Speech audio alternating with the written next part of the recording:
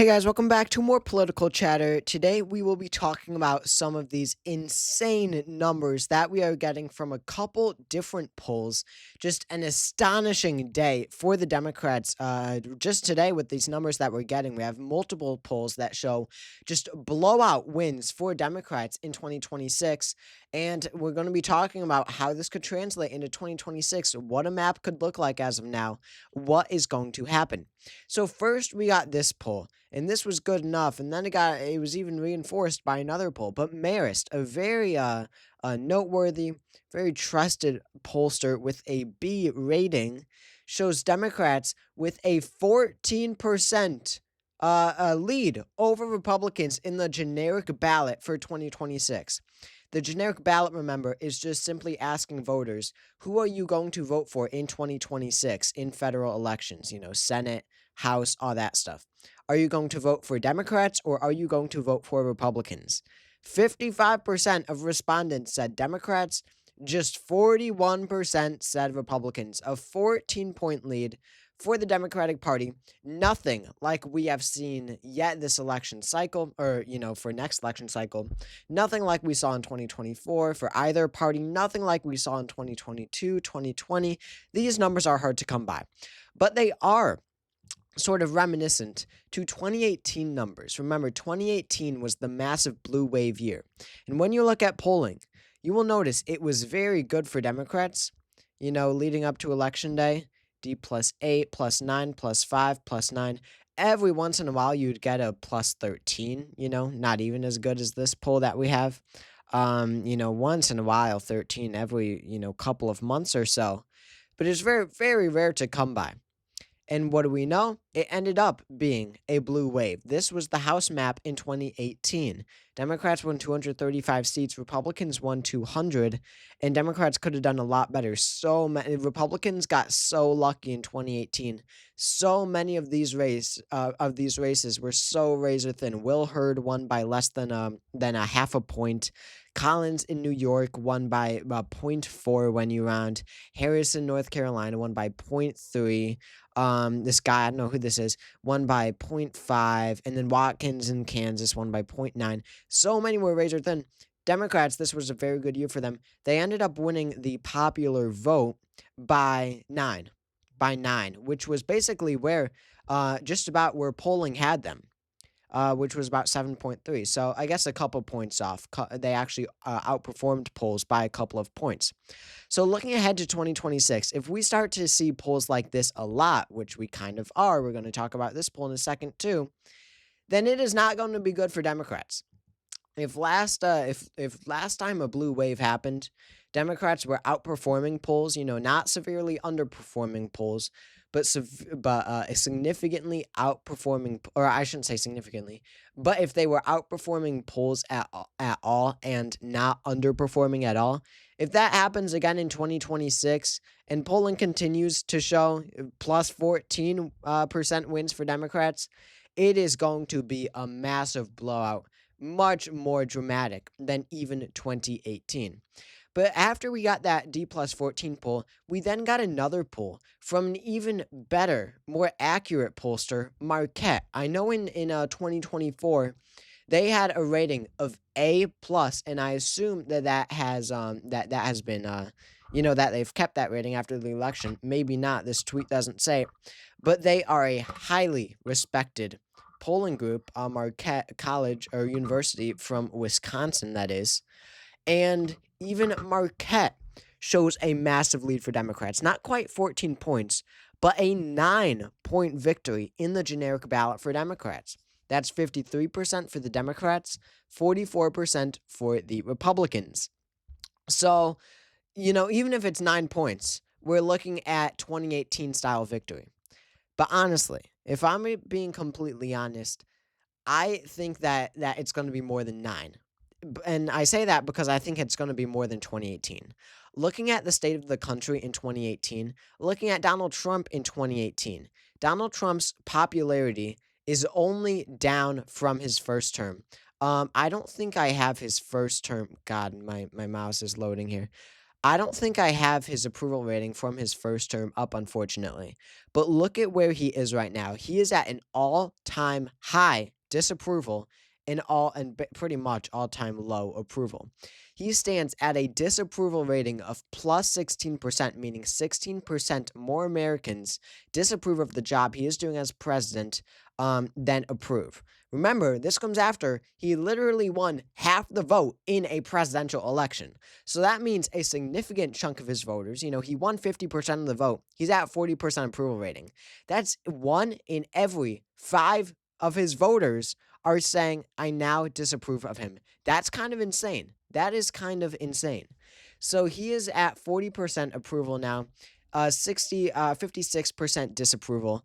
Yeah, I wish I could compare it to his first term, but I know like a month ago I checked and it was lower than his first term. It was significantly lower than where he was at this point in his first term. So in 2018, we're at a point now where Donald Trump's approval rating is lower than it was in 2018.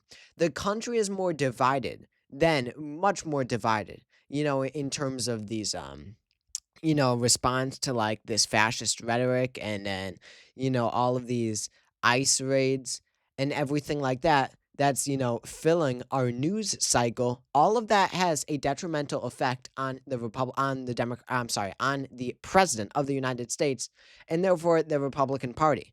Maybe not, maybe it doesn't encourage people seeing all this stuff to vote for Democrats, but it certainly is going to depress turnout for the Republican Party, whether it's independents who might lean Republican or, Republicans who usually vote Republican but are seeing what's happening in the country and saying, I've had enough. Um, all this stuff is really going to depress Republican turnout ultimately.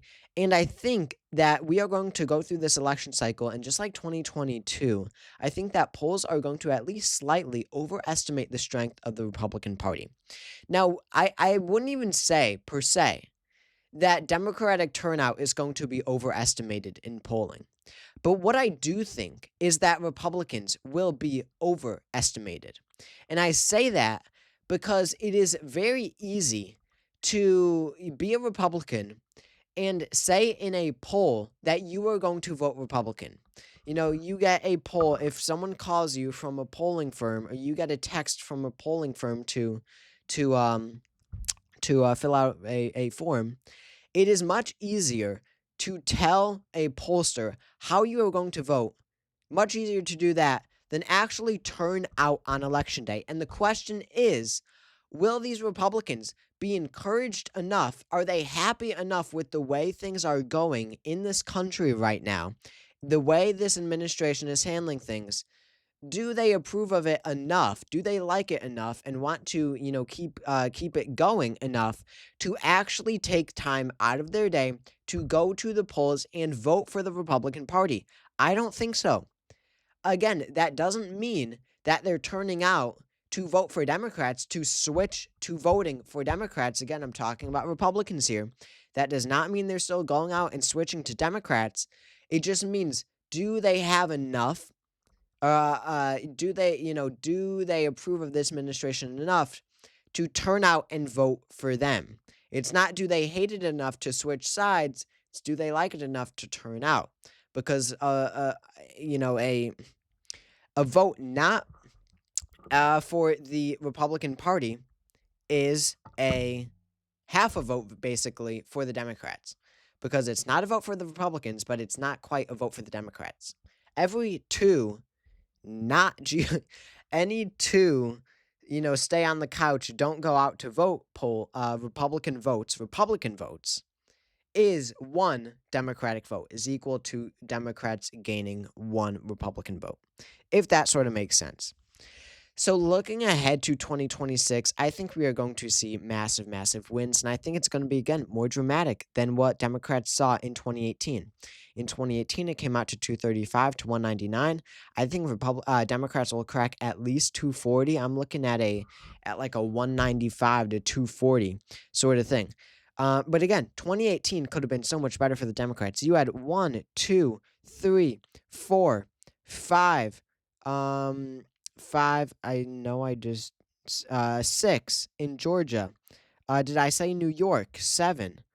You had about 7, probably more Republican or seats where Republicans won by less than a percentage point, basically toss ups. Democrats had 2 in California and Utah. It could have been a lot worse. Could have been a lot worse for the Republicans in this election, but they did manage to hang on in a lot of these seats. In 2026, if the luck evens out more, then we are looking at a strong majority for Democrats in the House of Representatives and then the Senate.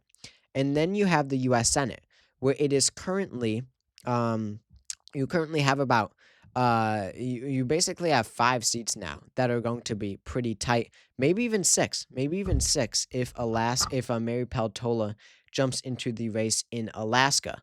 But anyway, you've got Michigan, which Democrats definitely need to hang on to, and I expect they will. They need to flip North Carolina. It looks like Roy Cooper, the former governor, is on track to do just that.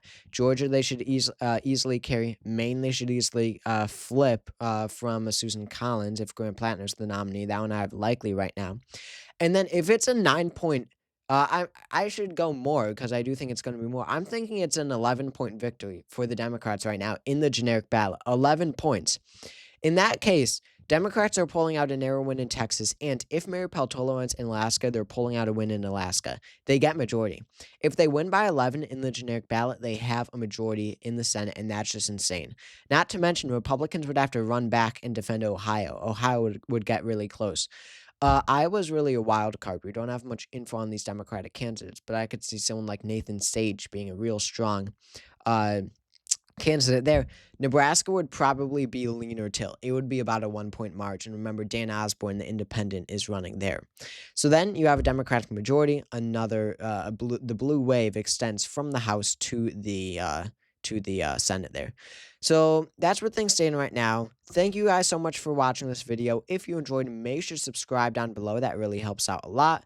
Again, drop a comment to let me hear your thoughts on this, and I will see you all later.